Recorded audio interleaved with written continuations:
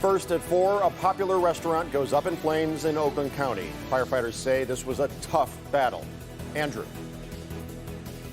And we've had a snowy day today, but that snow is diminishing as we speak. Will it move on in time for the start of 2020? More on that in your New Year's Eve, New Year's Day forecast on the way.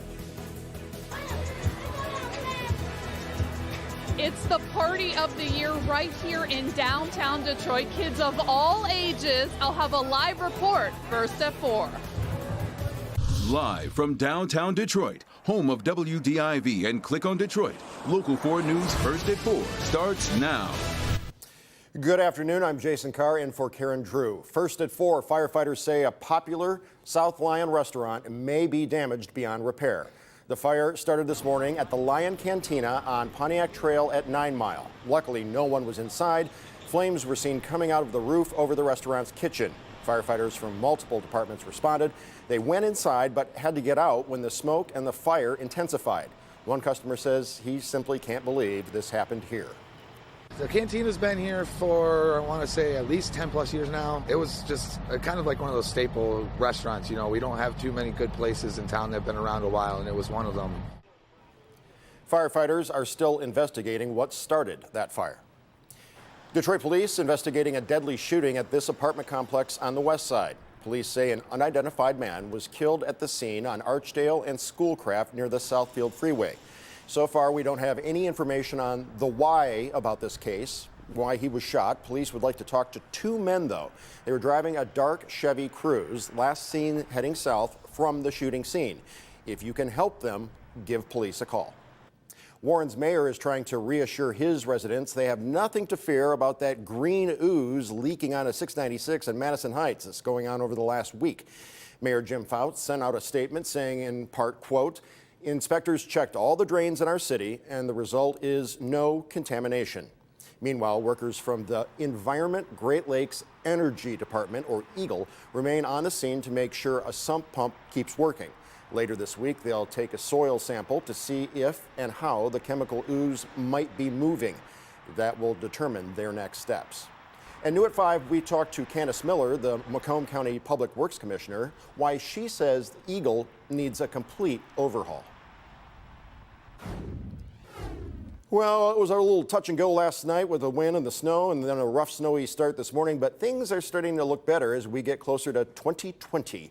Andrew Humphrey is in for Ben. What can we expect as we count down 7 hours and 57 and 43 seconds away? Jason, we continue to see improvement as we go through the afternoon and the evening hours. And as we discussed yesterday, yes, the snowiest portion of today was mainly this morning. How much snow do many folks receive? 1 to 2 inches, but quite a few with over 2 inches. Over 2.5 inches in Howell. An inch over at Metro Airport. That's officially for Detroit. Davisburg had 3 inches, while it was just over an inch in places like Garden City. And we still have a few scattered snow showers. It's just not as widespread as what we had this morning and during the middle part of the day. A couple of snow showers are out there right around New Baltimore, also around Richmond. Mount Clemens getting a couple of snowflakes back in Oakland County. But the main system continues to pull away off to the east. So it gets drier later this evening. Still remains cloudy with 30 degrees, so bundle up before heading out. Temperatures stay right about where they are. We'll talk about where they go at midnight tonight and what's on tap for tomorrow, the first day of 2020, coming up. Thank you, Andrew. Turning now to international news, it has been a tense and emotional day around the U.S. Embassy in Baghdad, Iraq. Angry mobs tried to storm the embassy and got past a few security barriers before retreating. Jason Colthorpe is live in the newsroom with the very latest to tell us about what the uproar was all about, Jason. Yeah, right now, Jason, it's a couple of minutes past midnight there, January 1st in Baghdad, and it's relatively quiet around the U.S. Embassy. Today's chaos, though, was sparked by U.S. airstrikes on targets in Iraq and Syria. While on the surface, this is about tension between the U.S. and Iraq, it also has a very strong connection with Iran. The mobs that arrived at the embassy in Baghdad today included many members of militia groups that get support from Iran. The U.S. targeted those militias over an attack that left an American contractor dead. Today, protesters, as you mentioned, scaled a security wall, made their way into a reception area, and set a fire.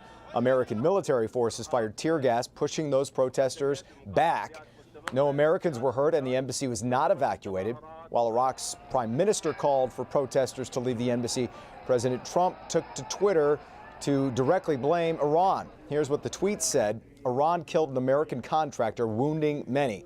We strongly responded and always will. Now Iran is orchestrating an attack on the U.S. Embassy in Iraq. They will be held fully responsible. In addition, we expect Iraq to use its forces to protect the embassy there.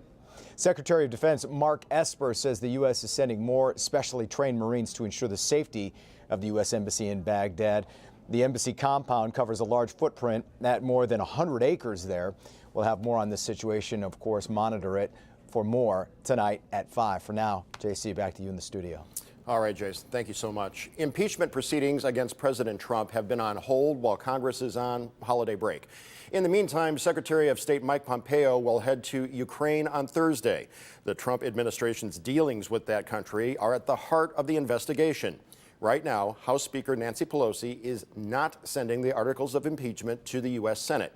She's waiting to see what kind of trial would be held there since Republicans control the Senate. Moderate Republican Susan Collins says she sees another danger in this impeachment battle. I am concerned that this trial is deepening the polarization in our country. I'm also concerned that the Russians can continue their efforts to sow the seeds of discord and hatred in our country. And I think House members return to work 1 week from now on January 7th. Well, there's a growing tradition in downtown Detroit for people who may not want to stay up all the way to midnight to ring in the new year. Mainly, we're talking about kids, of course, but there's fun for people of all ages to be had at Beacon Park right now. Let's go live to Local 4's Jamie Edmonds, where the countdown to the new year, the early new year, is just 90 minutes away. Hey, where's that smart Sinatra hat you had on? I was digging that. Oh, I'll get that for you, Jason, in just a minute. I'll have it at the end. How about that? But we're talking about this awesome party here at Beacon Park where, yes, the ball drops. It becomes 2020 at 5:30. See those balloons up there? There's a balloon drop then, but that's just one of many events happening. Welcome to the party of the year, the place to be seen, the who's who of the elementary and middle school crowd. This is Beacon Park's New Year's Eve Kids Countdown. I actually found it on Facebook and I was like, oh, that looks like a pretty cool event. He loves dancing, he loves music. Rashay Barber brought 4-year-old Jace to the party. He said the face painting was the best part. Are you ready for the new year? Yes. You're excited? Yes. Little Ella would have to agree. Get my face painted. For Mom, the timing of this party was perfect for the family's littlest members. I think it's great. It gets us out of the house and it's something fun for everybody. This is the second annual Beacon Park New Year's Eve Kids Countdown. We are early on. We expected quite a few people. We expected twice as many as last year. So yeah, we expect even more throughout the day. If you were here in 2018, the 2019 party is much bigger and more jam-packed. You could decorate your own hat or crown. You could take a picture in the photo booth. You could play games. You could listen to live performances. Also, if you want a bite to eat, you could head outside for a hot dog and some cheer. Hello, Happy New Year! It's a way to bring everyone together on this holiday traditionally known as adults only. Beacon Park is a very family-friendly place, and we love to see have a place for youth and for families for intergenerational fun, is what I like to say. By the looks of it, everyone here is partying like it's 2020. Okay, it's the funniest thing when you say, hey, does anyone want to be on TV? I have a few thousand friends, but this is the cool part about this. It's all for kids. We have some face painting, the cool hats, and we all practice this. Jason, I got my hat on for you. We're going to say Happy New Year on count of 3. Ready? 1, 2, 3. Happy New Year! That was pretty good, right? And the best part about it, it's all free. They're here till 6 o'clock, and those balloons drop at 5:30. So I'll come back with that at 6 o'clock. Jason, we did a slow you. zoom on you there, Jamie, so we're on a tight shot now. So this is your chance to go full Sinatra and say, start spreading the news. I'm leaving today. Jason, that's your thing. That's your thing. I'm going to stick to, reporting. All right, Jamie, thank you. We'll see her at 6 as well. Still ahead, find out how your New Year's Eve plans compare to other Americans. Do more people join the party or fall asleep before midnight? We'll talk about that in Trending Stories. We'll also kick off a series of reports about New Year's resolutions, including something women might want to try in the workplace in 2020. Up first, a rescue dog really lives up to her name during a fire, plus the dangerous mistake that put everyone in jeopardy. We will be right back, first at 4.